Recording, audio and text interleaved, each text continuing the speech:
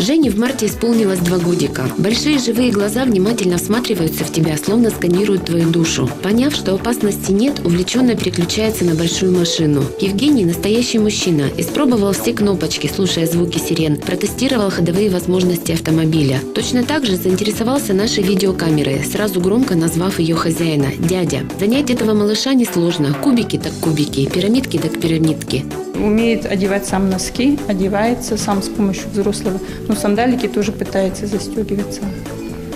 Моет руки, культурно-гигиенические навыки. Он моет руки, вытирает полотенцем, все сам. Самостоятельность – вообще отличительная черта Жени. С увлечением играет как один, так и в компании. Любознательность ведет его от игрушки к игрушке. Ребенок усидчивый, с радостью рассматривает книжки, узнает животных, повторяет звуки, которые они издают, показывает глазки, носик, хвостик, гребешок. Выучил некоторые цвета, различает предметы по размеру и форме. Мальчик очень хорошо контактирует со взрослыми, понимает их, а главное, без вредности делает то, что просят. Воспитатели говорят, что с этим малышом не возникает проблем. Особенно Женя любит подвижные игры. Спортивные снаряды – особая страсть. На них он без застенчивости демонстрирует свои навыки и умения.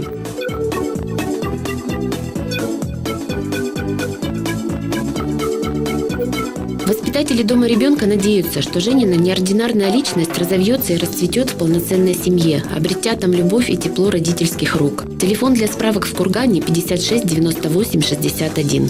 Светлана Епифанова, Александр Киселев, информационное агентство Курган.ру.